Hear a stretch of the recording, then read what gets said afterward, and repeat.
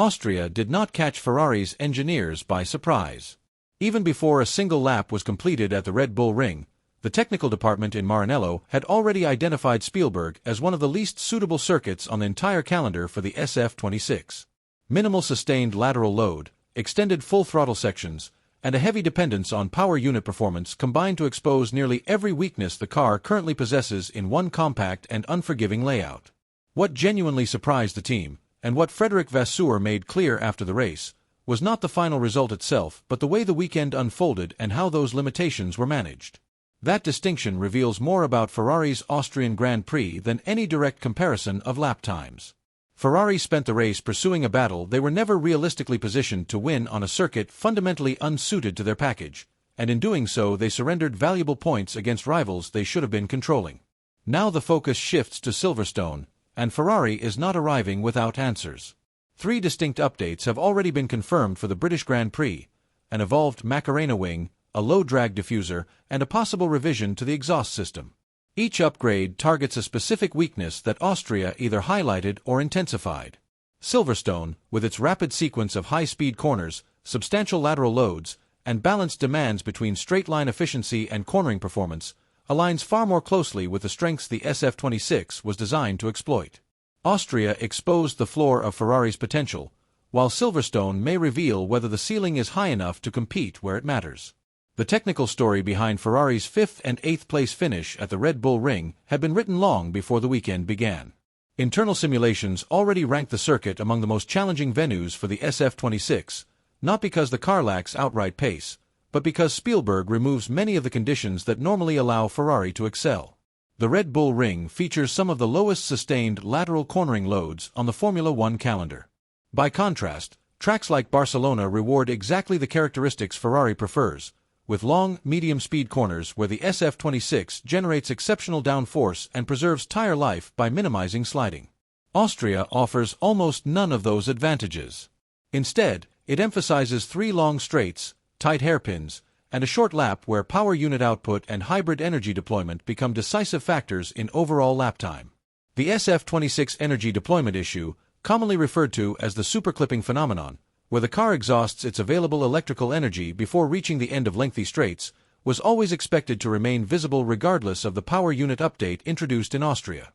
Enrico Gualtieri described the development as relatively minor before the event, and that assessment proved entirely accurate. The upgrade delivered modest improvements in combustion efficiency but failed to address the underlying hybrid deployment architecture responsible for the speed deficits that Kimi Antonelli described as approximately 30 km per hour. Beyond the power unit, Ferrari also faced a more subtle but equally significant tire management issue. An engineer within the team confirmed after the race that Ferrari had been overly cautious in managing temperatures through the high-speed sections, treating the tires too conservatively in an effort to prevent overheating. Ironically, that approach contributed to the very overheating problems they hoped to avoid. The car entered qualifying with a setup that functioned effectively on the soft compound, but struggled to reproduce that performance on harder tires during race conditions. The result was a Ferrari capable of qualifying 2nd and 3rd, but ultimately finishing 5th and 8th, losing valuable ground not only to Mercedes but also to a Red Bull made considerably stronger at its home circuit through Pierre Wache's latest aerodynamic revisions. Ferrari's Silverstone package has since been confirmed by multiple Italian and British reports, and each component addresses a different element of what Austria exposed. The most noticeable change is the updated Macarena wing.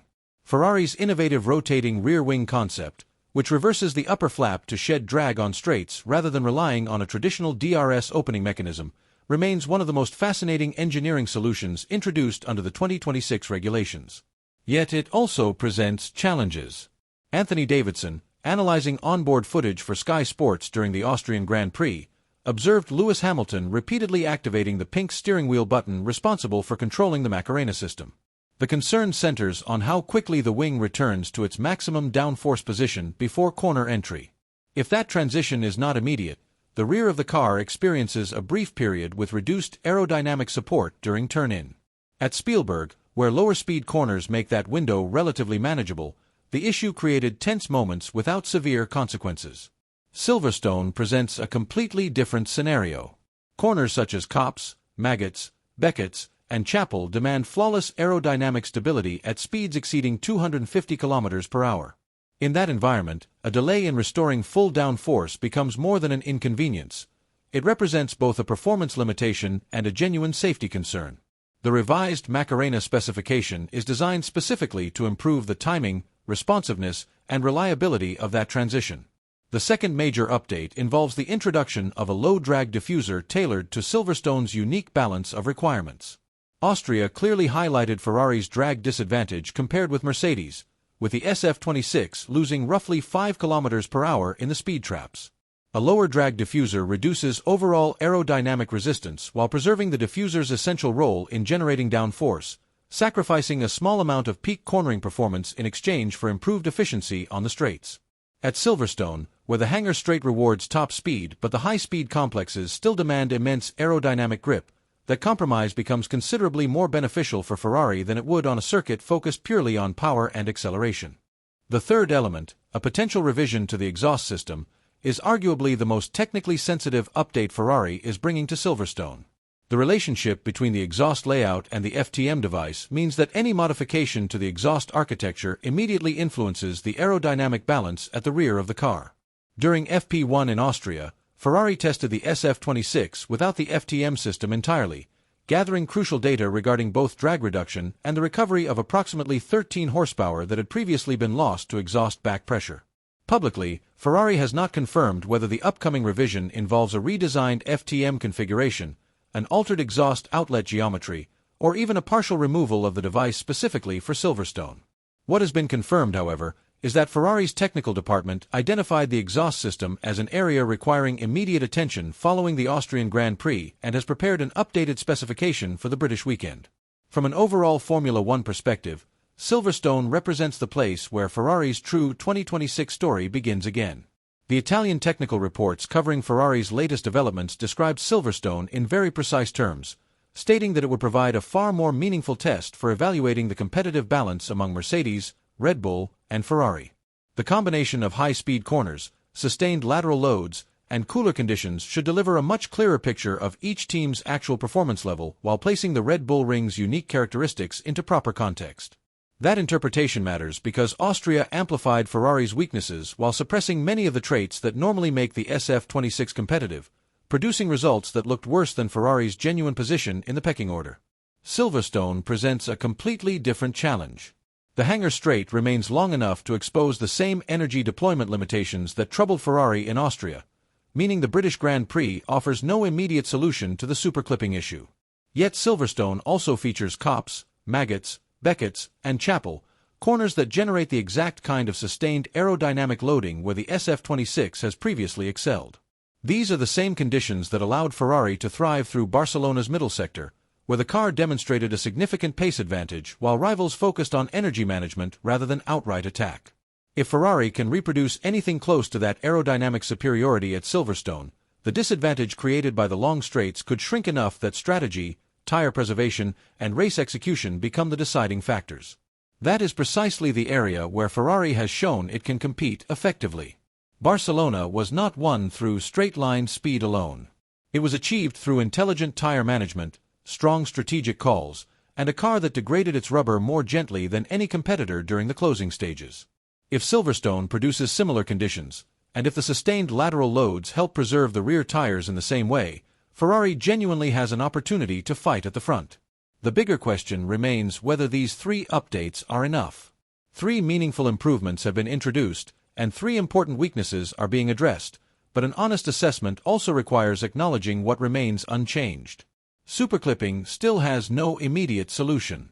The hybrid deployment architecture that allowed Antonelli to gain nearly 30 km per hour on the straights remains exactly the same system Ferrari will bring to Silverstone. The revised Macarena wing may improve actuation timing and reduce aerodynamic drag, but it does not alter the point at which deployable energy runs out. The larger turbocharger and the second ADU token that directly address the underlying architecture remain several months away, exactly as Lewis Hamilton suggested.